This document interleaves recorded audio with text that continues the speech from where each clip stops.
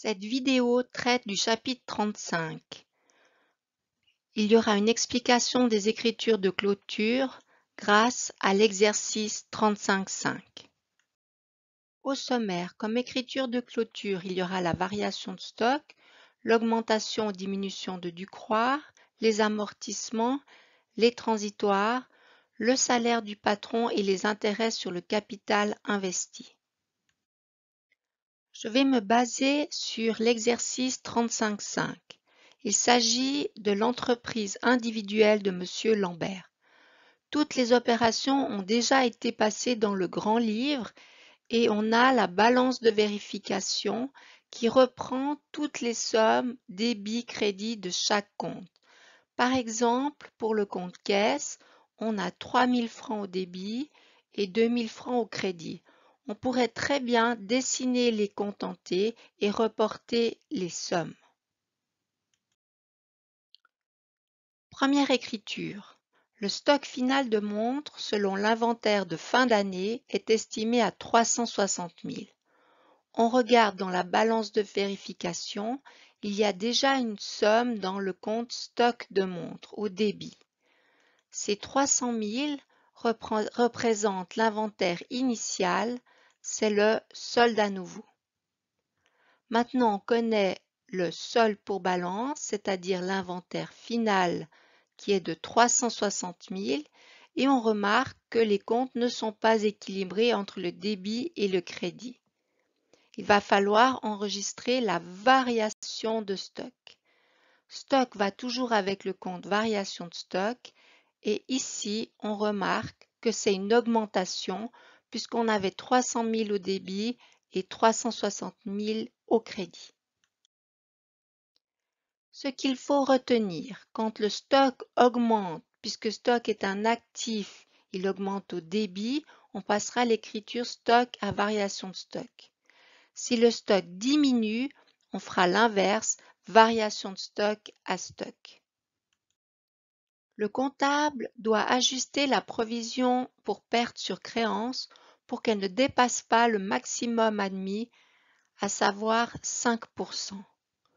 Première chose, on se réfère à la balance de vérification. On voit que dans le compte créance client, on a 230 000 au débit, 140 000 au crédit, ce qui donne un solde pour balance de 90 000. On a également un compte Ducroix ou provision pour perte sur créance qui a un solde à nouveau de 6 000 francs au crédit. Le comptable doit donc faire 5% des clients, c'est-à-dire 5% de 90 000, ce qui fait 4 500. On a déjà dans le compte Ducroix un montant de 6 000 francs. Il va falloir donc diminuer la provision de 6 000 moins 4 500, 1 500 francs. La contrepartie de Ducroix, c'est toujours perte sur créance. Donc pour équilibrer le compte Ducroix, on doit passer la différence avec perte sur créance. En résumé, si on veut augmenter la provision, on passera l'écriture perte sur créance à Ducroix. Ducroix est un passif, il augmente au crédit. Et si on veut diminuer la provision, on passera Ducroix à perte sur créance. Le comptable doit maintenant procéder aux amortissements. Pour savoir si c'est un amortissement direct ou indirect, on se réfère à la balance de vérification et au plan comptable. Pour mobilier et infrastructure informatique, il n'y a pas de compte effacé, ça sera donc un amortissement direct. Pour véhicules et immeubles, il y a un compte effacé sur véhicule, effacé sur immeuble, ça sera donc un amortissement indirect. Pour le mobilier et l'informatique, il n'y a aucune difficulté, on prend 20% du montant inscrit dans la balance de vérification.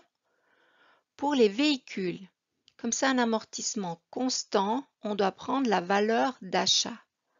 Pour l'immeuble locatif, on doit prendre la valeur résiduelle puisque c'est un amortissement décroissant. Les montants de la balance de vérification sont reportés au bilan. 10 000 francs, c'est le FAC sur véhicule, 400 000 FAC sur immeuble, et on a 40 000 dans véhicule et 1 800 000 dans immeuble. On remarque que le véhicule, les 40 000 francs représentent la valeur d'achat. Puisqu'on a passé un amortissement indirect, amortissement FAC, on n'a pas touché le compte véhicule. Maintenant, si on fait 40 000 moins 10 000, on trouve 30 000, la valeur résiduelle ou comptable, la valeur après amortissement. C'est la même chose pour l'immeuble. Pour le mobilier et l'informatique, on a directement la valeur résiduelle puisqu'on passe amortissement immobilier, on ne connaît pas dans le bilan la valeur d'achat.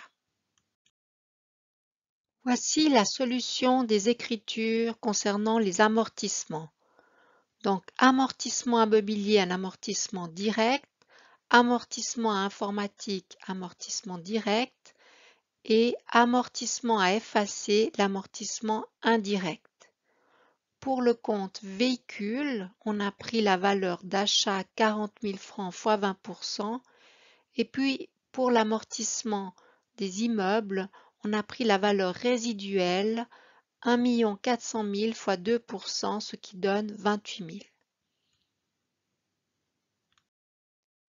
Pour rappel, amortissement à un compte d'actifs immobilisés, par exemple mobilier, c'est un amortissement direct, et amortissement à effacer, c'est un amortissement indirect.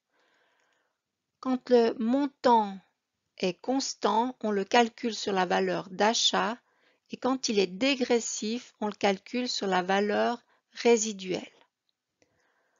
Maintenant, pour les élèves en profil M, ils apprennent le chapitre des immeubles et l'immeuble locatif, au lieu d'utiliser amortissement, on utilisera le compte charge d'immeuble à immeuble si c'est direct et charge d'immeuble à effacer sur immeuble si c'est indirect. Enregistrer les intérêts courus sur l'emprunt bancaire. Le mot couru indique qu'on a ici affaire à un transitoire. Courus, cela signifie qu'ils sont dus, qu'on ne les a pas encore payés. On peut aussi avoir comme mot estimer, ou bien dans la deuxième phrase, tenir compte du paiement le 20 octobre, comme on est au 31 décembre, ça veut dire qu'on a payé en avance un abonnement à la revue. Alors, première chose, il faut déterminer si c'est un actif transitoire ou un passif transitoire. Alors, il y a le truc PAR-CPA à gauche, donc PAR pour produit à recevoir, CPA, CPA pour charges payées d'avance à gauche, puisque les actifs transitoires vont toujours à gauche. Et passifs transitoires, ce sont donc les produits reçus d'avance ou les charges à payer. Dans le premier cas, les intérêts courus sur l'emprunt bancaire, c'est une charge à payer, donc un passif transitoire. Pour le deuxième cas, comme on a payé en avance un abonnement, il s'agit ici d'un actif transitoire. Attention, les transitoires ne corrigent que des comptes de charges et de produits.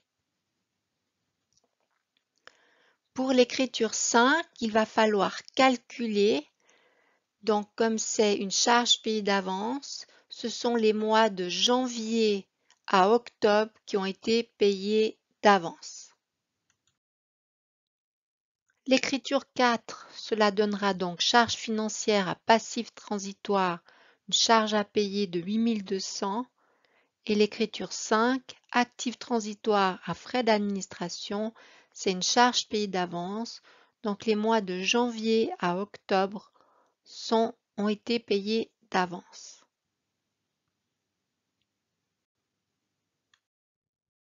Enregistrer l'intérêt couru que l'entreprise Lambert doit à la banque. Le mot couru signifie que c'est un transitoire. L'échéance des intérêts est semestrielle, donc on a payé le 31 mars pour la période précédente et on a payé le 30 septembre, la période du 30 septembre au 31 mars. Donc il nous reste à payer 3 mois, octobre, novembre, décembre. Donc c'est un passif transitoire. Maintenant, comme petit truc, à payer, le A, ça veut dire comme une flèche avant le 31 du 12. Donc il nous reste à payer octobre, novembre, décembre. Maintenant, on va utiliser la formule coton. Mais pour trouver le capital, on doit aller regarder dans la balance de vérification la dette qu'on va trouver qui est de 1 122 000 moins 22 000. Ça donne le capital de 1 100 000 fois le taux 3,6% fois 90 jours sur 360. Cela donnera l'écriture charge d'immeuble à passif transitoire 9 900 ou charge financière à passif transitoire 9 900 si c'est un immeuble commercial. Ce qu'il faut retenir. Un compte transitoire ne corrige qu'un compte de charge ou de produit. Le truc marque pas à gauche, PAR, produit à recevoir, charge payée d'avance est à gauche, l'actif transitoire est au débit au 31 décembre. Et puis passif transitoire, c'est produit reçu d'avance, charge à payer. Encore un petit truc pour les transitoires, charge à payer qui est un passif transitoire ou produit à recevoir qui est un actif transitoire, on va calculer les mois avant. Si c'est une charge payée d'avance ou un produit reçu d'avance, on calculera les mois après le 31 décembre. Journaliser le salaire de Monsieur Lambert. Quand on paye le salaire d'un employé, on passe le compte salaire à banque. Ici, c'est le salaire du patron, donc ça fera salaire à privé. Maintenant, on va regarder dans la balance de vérification. On voit qu'il y a un montant de 10 000 francs au débit. Ces 10 000 francs correspondent au prélèvement du patron, par exemple privé à caisse ou privé à poste ou privé à banque. Journaliser 4% d'intérêt sur les apports de M. Lambert. Les apports de M. Lambert, cela correspond au solde à nouveau du compte capital. Il faut regarder dans la balance de vérification, 510 000. Donc pour calculer, on va faire 510 000 fois 4 divisé par 100 et ça donnera l'intérêt. Et on passera à l'écriture charge financière à privé. Donc, ce qu'il faut retenir, les deux écritures internes, le salaire du patron, salaire à privé, et les intérêts sur le capital investi ou l'intérêt sur les fonds propres, charges financières à privé. Bon courage pour la suite de vos exercices.